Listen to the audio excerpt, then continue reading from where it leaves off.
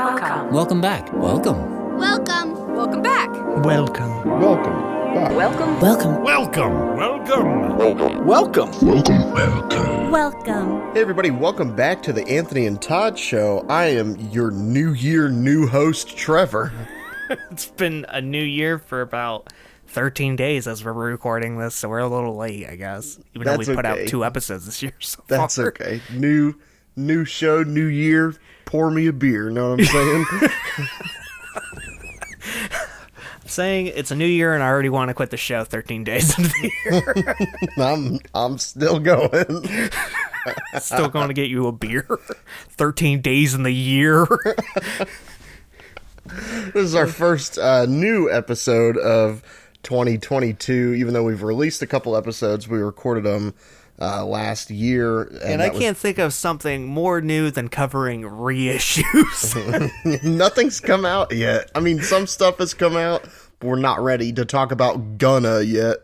This week we're going to be covering a couple of albums or reissues that were put on streaming services last year, and we're just now kind of getting around to talking about them. They're old projects. They're projects we've heard before, but with a few slight changes for streaming.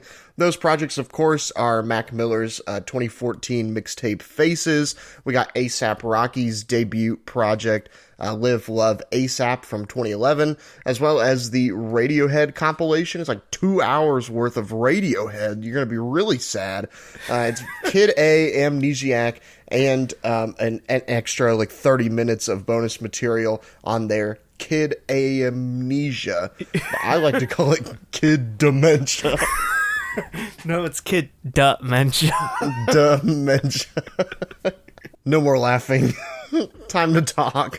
Without any further ado, time for the reviews. Go for it. Mac Miller. Faces. This past year, many artists hopped on the trend of releasing old projects, specifically mixtapes on streaming services, like I said, and this has been increasingly common over the past couple of years with artists like Das REISSUES, Chance the Rapper, and even Nicki Minaj releasing archival works that were previously only available on like Dat Piff and the likes. Other artists like Drake or Megan Thee Stallion have taken to releasing carefully curated new projects full of archived material, like Drake's Care Package or Something for the Hotties, also by Drake. One of the most requested works to be put on streaming, however, was Mac Miller's 2014 mixtape Faces, which has long been believed to never come out due to its blatant sample issues. However, with those sample issues resolved, the project is finally free to be streamed along with a new unreleased bonus track. Faces is pretty widely regarded as Mac's best project for a number of reasons, and I think that that's up for debate, but I see where a lot of people come from here. First and foremost, it's lyrical content. This is Mac's most introspective record, in my opinion, and every track deals with psychosis and mortality. He's also very open about his addiction, making Faces a perfect snapshot of Mac's life. It's both braggadocious and a cry for help, which creates this wild contrast between Mac's highs and lows. Look no further than the track Friends, where Mac raps about his crazy life with his most dope family, complete with the most annoying, sneering, and taunting hook from Schoolboy Q and Mac, where he goes like, Miller Mac, Mac, Miller Mac. If you've heard the track, it's most likely been ingrained in your mind forever until the end of time. Then in the very next track, Angel Dust, and then Malibu following that, Mac's talking about how he's waking up on the pavement after doing PCP, cocaine, ecstasy, whatever the drug of choice. And then later on Ave Maria, he even tries to convince his listeners and himself that his abuse isn't hurting him or anybody else. Then he has this trilogy of tracks, Happy Birthday, Wedding, and Funeral. And all of these tracks are about how Mac is essentially going through the motions of life, just dragging himself through from day to day. He doesn't want to go to his own birthday party, which is that famous story where he stays in his studio while everybody else is partying. He's not hopeful about his romantic life, and then he stares mortality directly in the face after some close encounters with death throughout his drug abuse problems. Listening to this tape in the present day gives it this ghostly air about it. Mac is so acutely aware of his situation, and he knows he needs to get help, but that's the way of addiction. It's tough to get help even when you know that you should, and that's an understatement. Mac's death hits even harder after listening to Faces, especially knowing his cause of death and romantic shortcomings with a certain pop singer. It's immensely sad and sentimental. Inside Out starts the album with Mac lavishly striding over elegant brassy jazz production. This is one of the most confident tracks performance-wise Mac released throughout his career. He doesn't miss a step. However, while Mac is confident performance-wise, the track starts with the sobering comment, "should have died already," which kind of sets up the tone for the rest of this album. However confident Mac might seem, his vices still have a hold on him. At times, this album is partying in spite of death, going way beyond a "there's no tomorrow" philosophy. A striking contrast to Mac's last album, Circles, a posthumous release that shows Mac somberly accepting the phases one goes throughout life. Even though these albums cover two separate ends of denial and acceptance, they're united in introspection. On both projects, Mac is aware of what hazards his life contains. It's just that Faces is more about Mac manically pushing himself to be something greater as an artist, while Circles is reserved and is well aware of what boundaries it can and should push. These are two important time periods in Mac's life, and while they aesthetically match up into two great projects, and while Mac may have matured later, the thought process of Faces followed him. And that's the most haunting thing about this album in hindsight. It's just one giant glaring red flag hitting you in the face.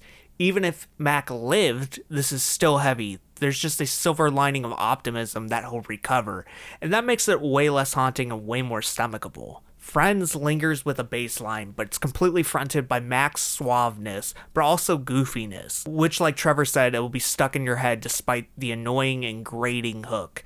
Polo jeans featuring Earl sweatshirt feels like a cutoff of Earl's "I don't like shit, I don't go outside."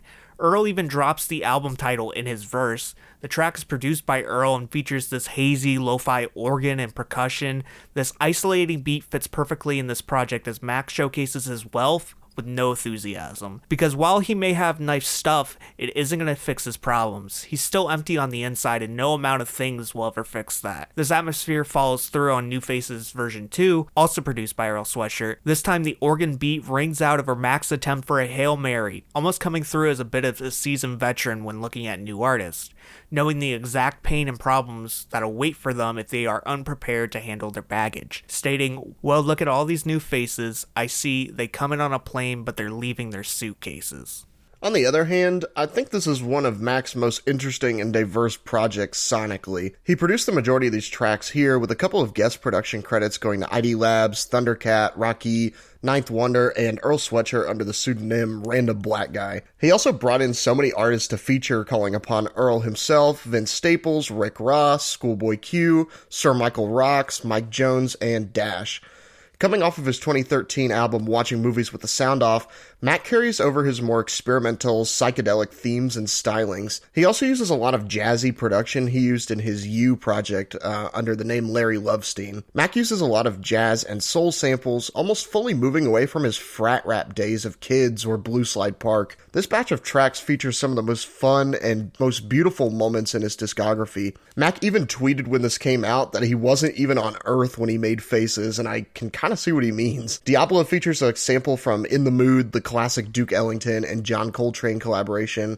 Colors and Shapes is this immensely beautiful, completely sung track that I feel perfectly embodies the cover art for this project, as well as Mac's experiences on LSD. I almost feel like he's speaking to us from the afterlife here. There's also some really fun moments, like I mentioned, such as the Beastie Boys-fueled Thumbelina or the smooth What Do You Do? The closer grand finale compares this album to fireworks, Mac going out in style. At this point, he has lost all hope in himself, saying the world will be fine without him. He finds his peace in the most miserable way possible. He wants this album to be this flashy exit statement for him. The production contains some flashy guitar riffs, but underneath it's just standard light piano and boom bap percussion. Nothing really to take away from the harsh sentiment that is being shared. That's why I think the addition of a bonus track was needed here, because Grand Finale is just too on the nose for how events would turn out. While the bonus track, isn't upbeat by any means, it features more of the somber acceptance of life songwriting that was found on Circles. A humming choir has Mac sonically ascend to comprehend existential questions, leaving the audience with a bit of hope by saying, "We will survive."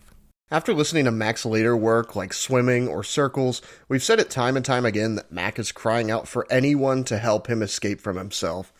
However, after even both of those projects, I think Faces is the most eerie and accurate portrayal of Mac's inner demons. He's blunt about his addiction and toys with the notion of death. His relationships have suffered, but he also has his core circle of friends and family. He hates the drug and the addiction, but loves the feeling it gives him. And he's aware that he's going through the motions of life and not really living, but it's also kind of painless in a sense to do that. You don't have to think about it. Some of the comments on this music when it came out are heartbreaking to look at 7 years later. His fans are worried about him. I feel like Mac is one of those artists that really has this devoted fan base that treat Mac like a friend instead of an artist, and you almost want to reach inside your headphones and just slap him upside the head like, what are you doing? Faces really cements Mac as this tragic figure for me and for a lot of his fans. Everybody can see the path that he takes from here, and it's a very grim one, but at this point we can't really do anything about it now. Ouch. ASAP Rocky. LIVE.LOVE.A AP. 2011 was really the beginning of a shift change in hip-hop. It saw the death of the bling era with Jay-Z and Kanye's Watch the Throne. The Beastie Boys released their swan song with The Hot Sauce Committee Part 2. The year featured debut projects from Kendrick Lamar, Death Grips, Frank Ocean, Action Bronson, Childish Gambino, Mac Miller, Schoolboy Q, Big Sean, and Tyler the Creator. And it featured artistically innovative albums that pushed the boundaries of hip-hop like Death Grips' Ex-Military, Danny Brown's 30, and Shabazz Palace's Black Up. The boundaries of hip-hop were expanding, the old regime was coming to an end, and the internet allowed for the chance for alternative voices to find their audience. Artists like Odd Future's Come Up were completely dependent on the internet as being a launch pad. Mixtapes were treated as important as full-length studio albums, in this hotbed that showcased what the next 10 years of hip-hop would be like. We're going to focus on one mixtape today that not only solidified an artist's entire career, but also put hip-hop in more of a hazier psychedelic place that artists like Travis Scott would use as a starting point for his ventures later in the decade. Live.LOVE.A AP is the debut mixtape from Manhattan MC A$AP Rocky. This faded, almost chopped and screwed like mixtape was released as a free download in 2011. With a slower and more tripped out sound, A$AP Rocky separated himself from the pack, making cloud rap go mainstream. And this still stands today as probably his best project. His 2013 project, Long Live A$AP, shares the same DNA but loses focus and expands outside the bubble that made him unique. His 2015 album, At Long Last A$AP, reached heavily into psychedelia, but the tracklist was all over the place performance and curation wise, being a mess with a decent amount of hits on it. His 2018 album Testing pushed into more experimental hip-hop terrain, but lacked soul or personality for a majority of the album, feeling empty. If Rocky comes immediately out of the gate with a track like Palace, it's immediately indicative of the explosive career that the rapper would have. This track hits you in the face immediately with this grandiose beat that sounds like a leftover from Dark Twisted Fantasy. It feels like I walked into the temple of A$AP, complete with choral vocals and this echoey mind space. But Rocky doesn't necessarily sound like this aloof ruler. He's down to earth and friendly, just rapping about his worldly pleasures. Rocky's sound, as so many have said before, is so inspired by the South. In a time when every rapper wanted to be from New York, Rocky wanted to escape the influence. His body might have been in Manhattan, but his mind was in Houston. While he's traveled a little bit more into experimental territory lately, Rocky's debut primarily features lyrics based on drug use, women, and that sweet, sweet syrup. His lyrical prowess isn't really anything to write home about, but his attitude and charisma will win you over every day of the week. Live.LOVE.A AP features production from Clams Casino, A$AP Ty Beats, Space Ghost Perp, among others. The most important name in that lineup is Clams Casino, who essentially perfected the formula for what cloud rap should sound like with his work with Lil B. His production credits on here are the peak highlights in atmosphere, really giving Rocky the necessary backdrop to float through. The production on Palace is intense but chilling, making it just the right amount of overstimulating to give Rocky enough space to lurk on the track. Bass has this distorted vocal chop that breathes air over thumping percussion. Sandman has this revolving synth that sounds uneven like it's glitched. The synth progressing never throws Rocky off, just the right amount of chaos for Rocky to quietly sing over with a hushed tone. Clams Casino's production on this tape captures that southern sound so well. Every track sounds like a slow caddy ride through the city, all slow and lazy, so the track never gets away from Rocky. Production is woozy, and the hypnotic and intoxicating synth loops are all covered in a purple haze. He frequently uses this classic chopped and screwed sound. All samples are slowed down to a crawl, making them almost unrecognizable, but not all is stuck in tradition. These beats are very indicative of a newly popularized internet age that they were made in, essentially paving the way for cloud rap or ambient rap, which are both genres that kind of got away from Rocky, or maybe vice versa. A track like Demons perfectly embodies this, featuring hushed vocal melodies, smoky drums, and this reversed Majora's Mask-like synth. LIVE.LOVE.A AP was reissued in 2021, 10 years after its debut, remaining mostly intact besides the removal of the tracks Purple Swag Chapter 2, Kissing Pink, and Out of This World, adding on Purple Swag and the previously unreleased Sandman. I think the timing of this reissue is perfect because it closes the gap Rocky has had between testing and whatever comes next, also adding what is probably his most impressive project available to a larger audience who may have only listened to Rocky's albums. Sandman, a previously unreleased cut, is pretty standard for Rocky's 2011 period and fits like a glove with the rest of the track list. Rocky gives us some surprisingly good singing on the hook, mourning the loss of his friend and band member A$AP Yams, with a catchy but foggy beat. As for influence, this tape has legs.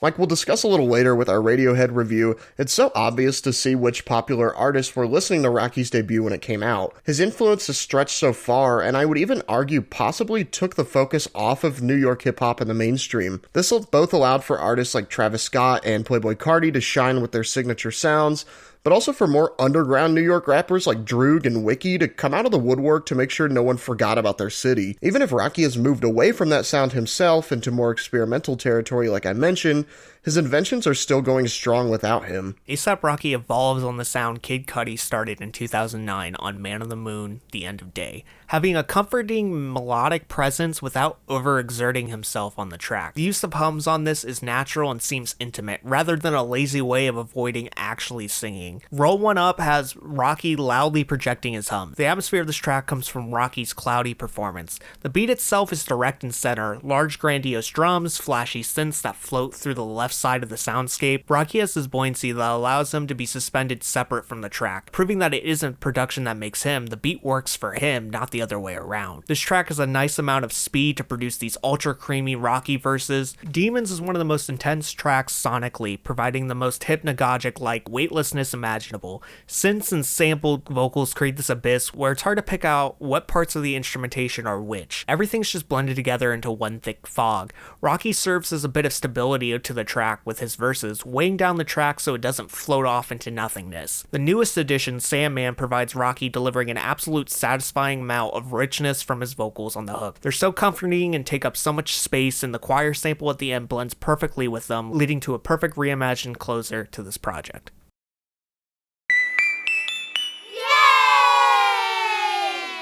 Radiohead. Kid Amnesia. The main draw for this new Radiohead anniversary release, Kid A and Amnesia, is the novelty of having the albums Kid A and Amnesiac in the same package. Both of these albums, though released a year apart, were conceived in the same recording session, and it's clear how much these projects play off of each other here. These separate albums melt and bleed together so flawlessly. Kid A is obviously the more well-known of the pair, with inclusions on multiple greatest album of all time lists and discussions. It pinpoints a time in Radiohead's career, hot off the tour of OK Computer, where Tom York and crew played pinball live on stage, 3D Ultra Pinball. That's cool. Where Tom York and crew were completely burned out and exhausted. Because they played too much pinball. They were too good at pinball. It just lost its flair, you know? Yeah. York, inspired by the music of Warp Records and Van's Warp Tour... I don't think those are the same thing. Yeah, they are.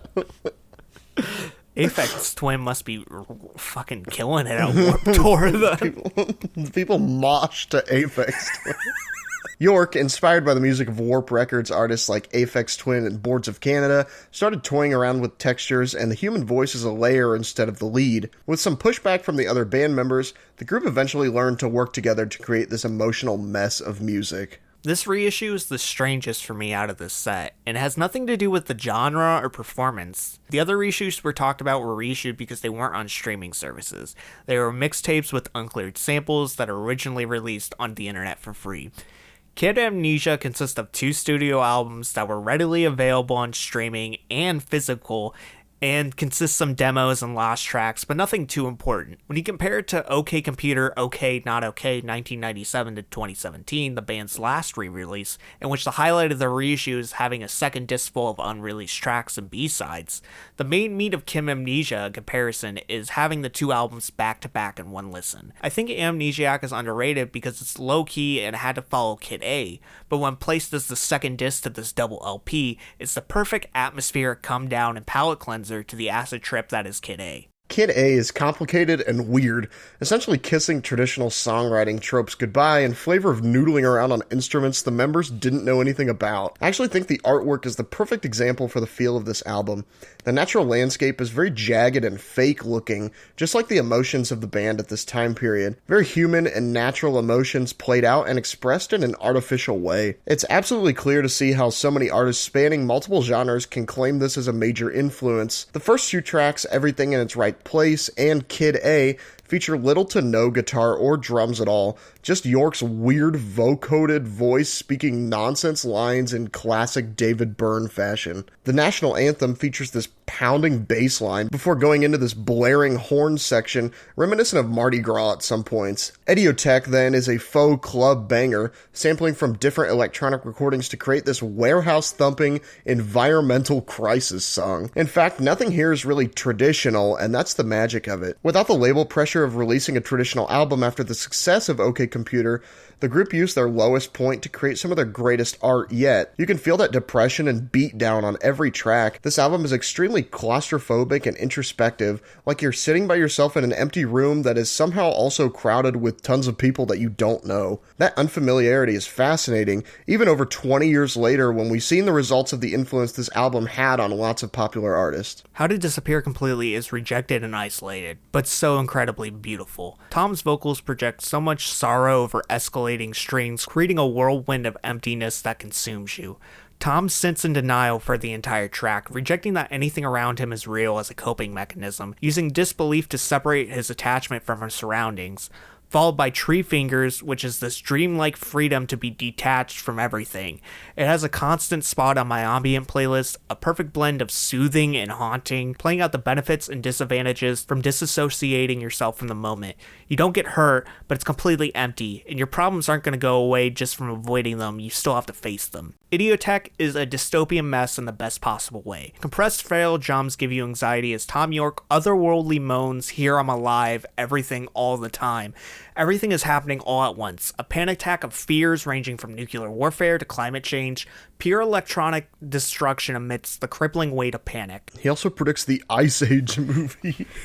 I don't think that's the Ice Age coming.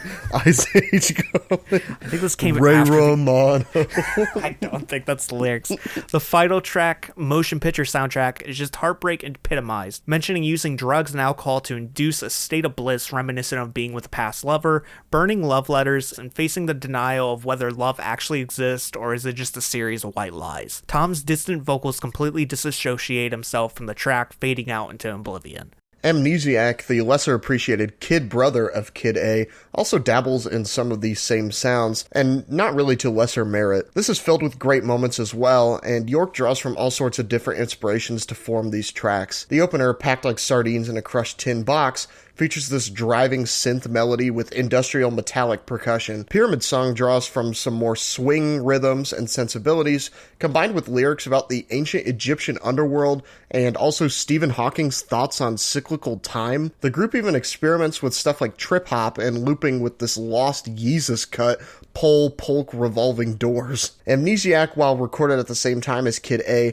feels less spacey and wandering.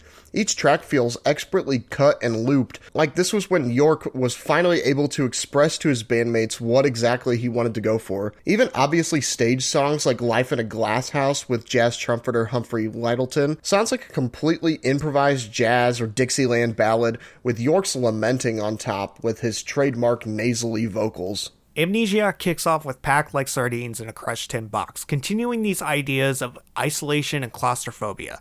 Tom is trying to find some peace and comfort amidst this messy mindset. Excellent hollow percussion with light synth grooves and subtle guitar distortion, small sounding but complex enough to be annoying. This lingering pain follows you wherever you go. Pull Revolving Doors is just this docile state, where crunchy harsh percussion overshadows falling synth pads with odd lyrics about various types of doors, which is all about the various mechanisms of sharing in our brain. There are things that we keep locked away for no one to see, there are things we share freely, there are things we share to provoke or intimidate others. But in the end, I hope the track is literal and it's just about Tom talking about various types of doors.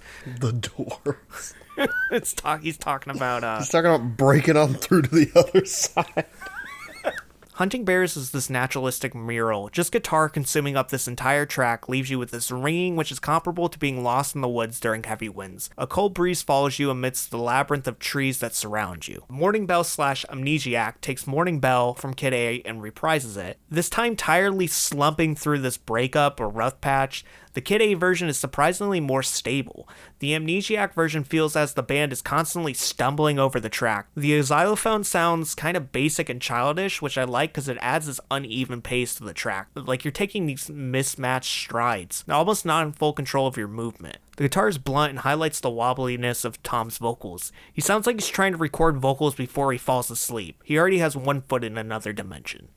As I mentioned before, this package offers up about 30 minutes of bonus material and cut tracks, titled Kid Amnesia. All in all, while not revelatory, it's interesting to see the scraps of what was left on the cutting room floor. There are 2 new full tracks, If You Say the Word and Follow Me Around, the latter of which is my personal favorite. It's basically a drumless, acoustic rock song sung by Tom York with auto-tuned vocals haunting the background. This easily could have been a great hit for the band or even the Violent Femmes if it was on their first 3 albums, but it just came a little too late. Radiohead as a band moved on from this grungy sound and weren't willing to compromise and return to this style. I think that's the most interesting part about this track and even this material as a whole. The group was so burnt out from touring and making music with their same previous style that they tried so hard to reinvent themselves. Here we see individual cuts of the strings from How to Disappear Completely and Pyramid Song, as well as alternate versions of like Spinning Plates and Revolving Doors. It allows us this fleeting glimpse into the creative process behind these 2 amazing albums, something I wish more artists would let us see. I was not disappointed by the overall Kid Amnesia package. These 2 sister albums flow together so well, and I think this is probably the most complete way to listen to the projects. Kid A being what it is, I think, puts more emphasis on the busier sounds of Amnesiac. This, in turn, makes you realize just how lonely and depressing Kid A is by comparison, cut from the same cloth, yet flip sides of the same coin. Well, that about wraps it up for today's discussion on old albums. If you want to hear our opinions on new albums, you're just going to have to stay tuned throughout the year. Actually, next week we're covering an old album, but it's just an old man on the cover. I don't know what else we're covering besides old man hits. Old man hits? No thanks. It's a very boomer album title. More like Hits Old Man. With my car. Yeah, now we need to end this episode. If you want to follow the Anthony Todd Show, I don't know why you would. You can find us on Twitter, Instagram, Facebook at Anthony Todd. You can find us youtube.com/The Anthony Todd Show. You can find us on Podbean, Stitcher, Apple Podcasts, Google Play Podcasts, or wherever you get your podcast at. I put out an album last year, Layer Effects Songs to Inspire Creativity, which you can find on Spotify, Apple Music, Amazon Music, and Tidal, which you can listen to right now. And till next time, guys, I've been Vincent. I'm Trevor. And see ya, boyos. Bye, everybody. Goodbye. Goodbye. Goodbye. Goodbye. Thank you. Goodbye.